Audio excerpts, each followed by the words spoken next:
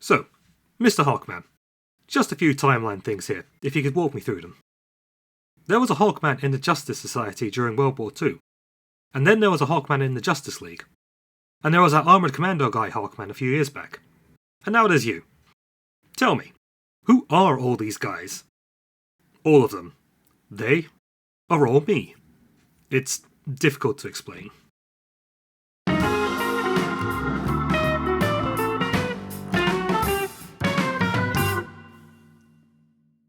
Hawkman, the Winged Wonder. One of the best things of the Black Adam movie was Aldous Hodge as Hawkman, an impossibly cool man who straps wings on and hits things with a mace. But one of the things the movie left unsaid: who exactly is Hawkman? Why does he wear wings and hit people?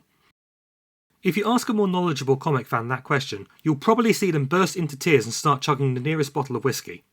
Why is that? Created in 1940 by Gardner Fox and Dennis Neville, Hawkman first appeared in Flash Comics #1.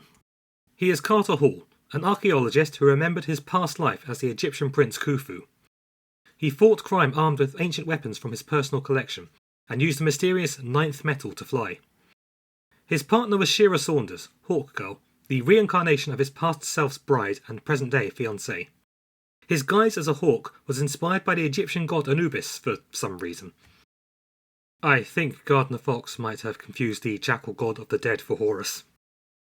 He was moderately popular, even becoming chairman of the Justice Society of America, comics' first super team. While never getting his own title, his adventures ran in every issue of Flash Comics, the only feature aside from The Flash to do so. When the popularity of superhero comics waned in the 1950s, his adventures ceased along with his Justice Society compatriots. The Silver Age of comics began in 1956 with the reinvention of the Flash, and his popularity meant that other superheroes from the Golden Age would get similar treatments. Hawkman was one of them, with a new version first appearing in The Brave and the Bold issue 34. This Hawkman was an alien policeman named Katar Hol, who came to Earth from the planet Thanagar with his wife Shayera in pursuit of the criminal Bith. After catching Bith, they chose to stay to study Earth policing methods. Maintaining secret identities as Carter and Shira Hall, curators of the Midway City Museum, they flew using the Thanagarian nth metal and fought using ancient Earth weapons from the museum's collection. Eventually, the original Golden Age characters were reintroduced, starting with the classic Flash of Two Worlds story from the Flash 123. This story established the Golden Age Flash as living on Earth 2, while the contemporary DC characters were on Earth 1. This led to Justice League of America 21, formally reintroducing the Justice Society, including Hawkman. So now we have two different Hawkmen, one human, who lived on Earth 2, and the alien, who lived on Earth 1. Unlike the other reimagined heroes of the Golden Age, both versions of Hawkman shared more similarities than differences. Both used weapons of the past, flew using anti-gravity metal, could communicate with birds, shared the name Katar Hol, and were in a close crime-fighting relationship with their partners. Compare this with the two Flashes, or the Green Lanterns, whose only real similarities are their shared powers. These similarities could well be a reason for the eventual confusion. In 1986, DC Comics underwent a drastic change to its cosmology with the Crisis on Infinite Earths, where the multiverse was destroyed and reforged into one singular Earth in an attempt to streamline the DC universe and prevent the supposed confusion that multiple Earths caused. This meant that the Justice Society and the Justice League now existed in the same history, and no Earth-crossing shenanigans were required for them to meet.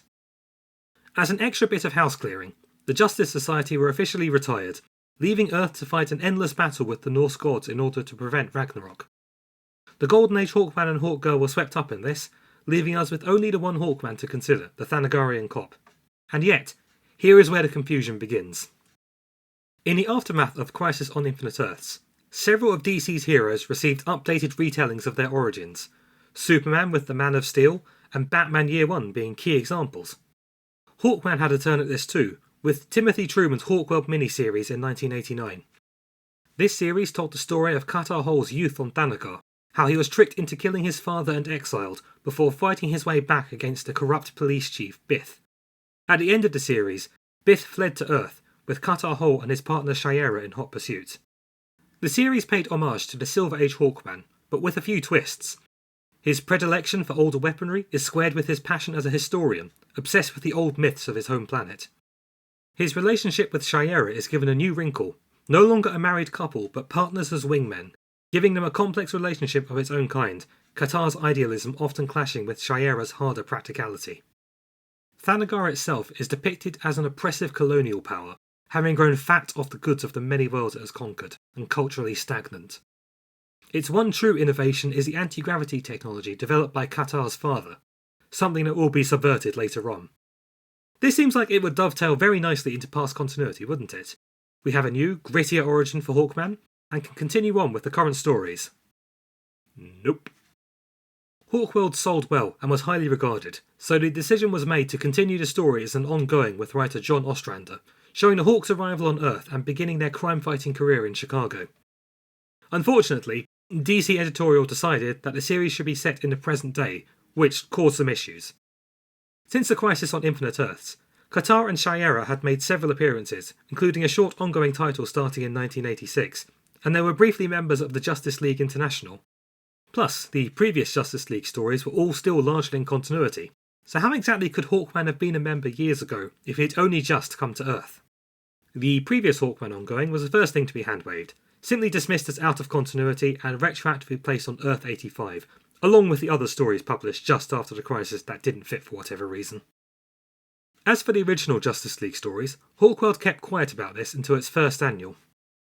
In this story, Katar and Shayera learn a little more about their predecessor, where it is mentioned that the original Golden Age Hawkman joined the Justice League when they first appeared. He served as a liaison between the League and the Society and helped tutor the new heroes. A little forced, but the character similarities made it a pretty easy substitution.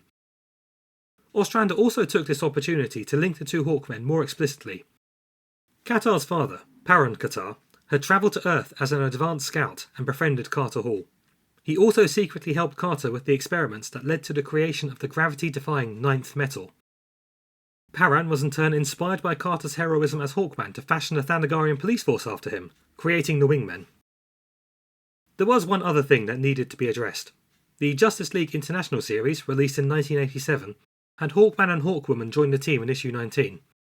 These were very explicitly Katar and Shayera, and were referred to as having been part of the League in years prior. In keeping with the more comedic take on the team, Hawkman spent a lot of time complaining about how this league was filled with clowns and simpletons compared to the league he was a part of, and quit angrily in issue 24. So the question is, if there was a Hawkman in the league a year before Katar Hol came to Earth and while Katar Hol was in limbo, who was it? The Hawkworld story Escape from Thanagar in issues 21 to 25 answered that question. It revealed that the Hawkman and Hawkwoman in Justice League International were Fel Andar and Sharon Parker, a Thanagarian agent sent to spy on Earth and his human wife. Fel Andar pretended to be Katar Hol's son, who had spent his childhood on Thanagar learning their ways while being regaled with tales of his father's exploits in the Justice League. He betrayed the team during the invasion event, where several alien races attacked Earth. After killing Sharon, who had learned the truth, he fled the planet. This retcon works a little less well, given that Katar Hol's actual son, the Silver Scarab, was a member of the super team Infinity Inc. At no point did he pipe up about this new brother in that series. Hawkworld ended with issue 32, seemingly with the deaths of both Katar and Shayera. A new Hawkman title started shortly after. Citing a need for a change, writer John Ostrander did the rounds across the industry magazines, suggesting that it might not even be Katar who was Hawkman this time around. Surprising nobody, it was indeed still Katar wearing the wings. He had met his thought-dead mother, a human who taught him of his Native American heritage, which he incorporated into his superheroing. The first Hawkman returned from limbo with the Justice Society in 1992, during the Armageddon Inferno crossover, just in case having only one Hawkman with all this backstory was confusing enough. DC decided their continuity needed another cleanup in 1994, and so a follow-up to the Crisis on Infinite Earths began, 0 Hour, a Crisis in Time. DC editorial took this opportunity to take the Justice Society off the table once again. In battle with the villain Extant, several of the JSA were either killed or aged into obsolescence. The Golden Age Hawkman and Hawkgirl escaped this fate, because they ended up being merged with Katar Hol and several other Hawkman variants into a singular being, becoming an avatar of the Hawk God. The new status quo? Hawkman was Katar Hol, a singular being, yet also comprising the previous Hawk God avatars. The title moved focus to Hawkman battling other animal avatars while coming to terms with his new body, complete with retractable wings. During the Underworld Unleashed crossover, the Demon Lord Neron offered Faustian bargains to several characters, giving them their heart's desire in exchange for their souls. He offered one of the former Hawk avatars the chance to gain control over Katar's body. While unsuccessful, this did lead to the previous Hawk avatar's voices remaining in Katar's mind, a situation that slowly drove him insane. This also established the breadth of the Hawkman mythos, introducing several characters as former avatars of the Hawk God. This includes Prince Khufu and the Hawkmen we've known previously, but also older non-superhero DC characters like Nighthawk and the Silent Knight. In the final storyline, Katar acknowledges the danger he has become as the increasingly aggressive Hawk avatar begins to take control of him, and so he is banished to the Avatar realm for his own safety. With all this insanity, Hawkman was considered radioactive by DC editorial, who blocked all attempts to revive the character for half a decade. Grant Morrison attempted to use the Hawkman name for a new character in their JLA run, and was swiftly denied. We know this character nowadays as the Angel Zariel, and there's a fun nod to this in his introduction, where Aquaman mistakes him for Katar. Eventually, the embargo loosened. James Robertson and Tony Harris's Starman series had revived interest in the Justice Society characters, and so in 1999 Robertson revived the JSA title with David Goyer. In this series, a new Hawkgirl was introduced, Kendra Saunders, grandniece of the Golden Age Hawkgirl. She was trained in the use of ancient weaponry by her grandfather Speed Saunders, another Golden Age character retroactively tied into the Hawk family by virtue of having the same surname. Jeff Johns, who replaced James Robertson on writing duties, took it upon himself to reintroduce Katar Hol using this foundation. In JSA issue 23 storyline, The Return of Hawkman, Katar Hol was pulled from the Avatar realm onto Thanagar, now housing the memories of all his previous lives, as well as those of Katar Hol. Thus, Hawkman was streamlined in a way that meant you could enjoy the character without heaps of backstory. He was Katar Hol, archaeologist, who fought crime with the weapons of the past. There was a Thanagarian Hawkman in the past, but he's now dead, and Carter carries his memories and associations with Thanagar, so he can still have Space Hawk fun if needed. And collectively, we breathed a sigh of relief. Except, there was an attempt to confuse things further by Jim Starlin in 2008's Hawkman special. In this, a being named the Demiurge tells Hawkman that all of his past lives are an illusion, and addresses him as Katar, implying that he really is the Thanagarian policeman after all. Thankfully, this was ignored. I can't imagine how anyone would untangle that mess. Now, if there's one thing DC loves, it's a giant event to reset the continuity without thinking through how it affects anything, and so we come to Flashpoint and the New 52. As a bold new beginning for the DC universe, it was never really established which continuity carried over from before. Hawkman was no exception. His new series, The Savage Hawkman, began with Katar Hol attempting to quit the mantle, only to end up with nth metal embedded in his body. This seemed to suggest Carter was an already established hero during the New 52 timeline, but this Hawkman was in actuality an amnesiac Katar Hol. He eventually died in the imaginatively titled miniseries The Death of Hawkman, sacrificing his life to defeat the alien warlord Despero. Katar Hol returned in the Dark Knight's Metal event, kidnapped and corrupted by the Bat Demon Barbatos, and eventually freed by the Justice League. This spun off into the most recent attempt to clean up his story in 2019's Hawkman series by Robert Venditti and Brian Hitch. In this, Katar Hol learns that his reincarnations have been far wider in scope than he previously believed. His first life was as an alien soldier under an army called the Deathbringers. Attempting to make up for his atrocities, he is cursed to reincarnate until he saves as many lives as he's taken, at which point his spirit can finally rest. This means he has been reincarnating not just through the centuries on Earth, but across space as well. His spirit has resided in the bodies of several aliens, including Katar Hol. The Atom suggests that his reincarnations aren't even happening in strict chronological order, hence why he and Katar could exist at the same time. At the conclusion of that series, he succeeds in atoning for his bloody past, and is granted the chance to reincarnate one final time into his favourite life, that of Katar Hol, the Hawkman of the Justice Society. And this is where the character stands as of time of recording. It's amazing that such an innocuous character is defined by so many attempts to explain him, and how all of these attempts were caused by large events and editorial fiat. Ultimately, what has happened because of this? A character that couldn't be used for years because their very existence required several convoluted explanations, and endless attempts to fix this, rather than just telling stories about a guy with wings and a mace.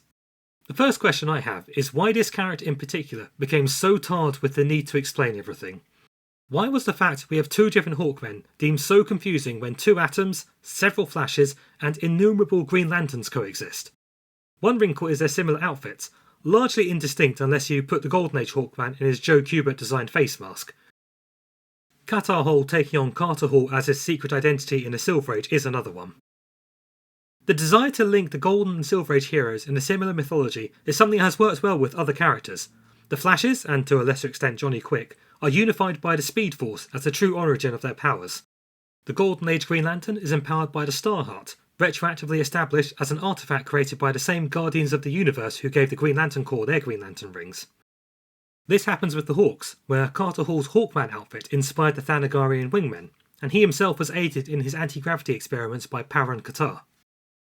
However, rather than let Katar and Carter coexist, there is a tendency to reduce the Hawkman to a singular character rather than two separate people with the same name. We had Katar Hol subsumed into Katar during the Hawk God Avatar phase, while Katar has been reduced to a faded memory of Carter's. This is another odd decision, as the two characters have unique strengths that are lost when we favour one over the other. Katar Hol is a man of history, with the perspective of one who's lived through centuries of conflict and armed with the ferocity of a warrior. Katar Hol examines human society through alien eyes, allowing for its writers to comment on contemporary issues. There's room for both to exist. I'm not sure there ever was a grand confusion about Hawkman until the decision to place the Hawkworld ongoing in the present day. This led to the need to explain how there was a Hawkman running around beforehand, and while Ostrander's solutions were relatively elegant, the damage was done. Hawkman has become the byword for confusing backstory, and hasn't been able to shake that title in the decades since. So that's the history of the Hawkmen, their tangled continuity and where we are now. I admit I never found the idea of two different Hawkmen very confusing, but I'm probably a little too ensconced in this superhero nonsense to be truly objective, so I'm throwing this over to you, the viewer. Did you find the Hawkman concept too confusing? Or is this a confusion that started only because of the endless retcons and explanations? Do you like Katar Hol, or is Katar Hol your Hawkman of choice? If you enjoyed the video today, please like and subscribe to get more superhero musings into your subscription feed. Thank you for watching, and I'll see you next time.